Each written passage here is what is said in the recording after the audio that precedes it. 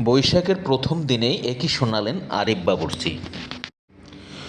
দর্শক, চট্টগ্রামের কর্ণফুলী নদীর পশ্চিম তীরে জমে উঠেছে পহেলা বৈশাখের মিলন মেলা। আসসালামু আলাইকুম। আমি কি উদ্দেশ্যে মানুষ কি জীবনে বলতেছি আমি আনন্দ জানি না। উৎসবের বিষয় নিয়ে আমি যে অনেক ব্রিজ সুন্দর সুন্দর রসালো ঢাকায় কথা আছি ওটা বলতে হলো চায়, একটা কিন্তু মরার খুব।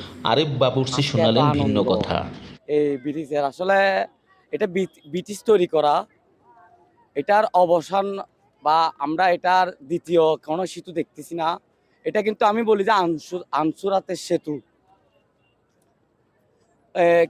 বিগত দিন আগে একটা মর্মান্তিক দুর্ঘটনায় 6 জন একজন মানে নিষ্পাপ শিশু সহ মরেছিল, ঠিক আছে। তখন আমার আত্মার টানে আমি এখানে চলে আসছিলাম। আমি একটা বলছিলাম বা আমি সরকার বিরোধীদেরও এটা বলতে চাচ্ছি না। দুনিয়ার মানে আমাদের এই বাংলাদেশের সব কিছুর অবসান হচ্ছে, কিন্তু এই ব্রিজটা 150 বছর পাড়ি দিচ্ছে, কিন্তু ব্রিজের অবসান হচ্ছে না। এত আনন্দ ফুর্তি, এত কিছু। আজকে পহেলা বাংলা নববর্ষের প্রথম দিনের চা হলো একটা ব্রিজ। আল্লাহ না করুক মরে গেছে, এরা বেহস্ত নসিব করুক। অতীতে আমি যখন মাসুম মানে একেবারে দুধের বাচ্চা ছিলাম, যখন আমার বুঝ হচ্ছে একটা ব্রিজ হবে শুনছি, কিন্তু এই ব্রিজের অবসান হচ্ছে না। আমি এক বুক মানে কি মরার জন্য একটা ট্রেনের সামনে এরকম করে দাঁড়িয়ে গেছিলাম যে মরার জন্য। আমার ভাই বন্ধু আমাকে এখান থেকে সরাই দিয়েছিল, আমার মত হয় নাই। মানুষ তো মরণশীল।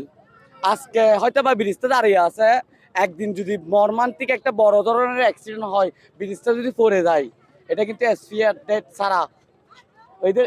কিছুক্ষণ আগে এখানে প্রাণ কোম্পানির একটা পানি খাইছিলাম যে এটা 2টা পানি 10 টাকা করে বিক্রি করতেছে। তা আমরা এসপিআর ছাড়া তো এখন কোনো কিছু ইউজ করি না, খাইও না। এটা এখন আমি চাচ্ছি যে মর্মান্তিক বা একটা দুর্ঘটনা ব্রিজটা এখন কিন্তু ব্রিজটা খাইতে হওয়ার অবস্থা হয়েছে মনে করেন।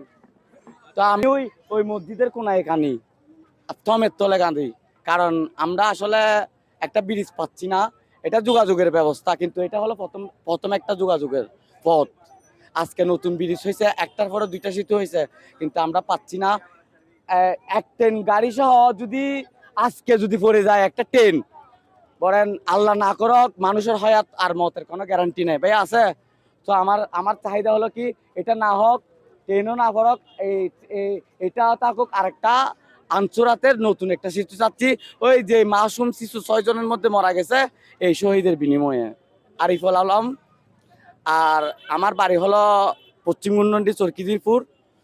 আমি এক বড় এক ছেলে, আমি মরতে কিন্তু দ্বিধাবোধ করি না।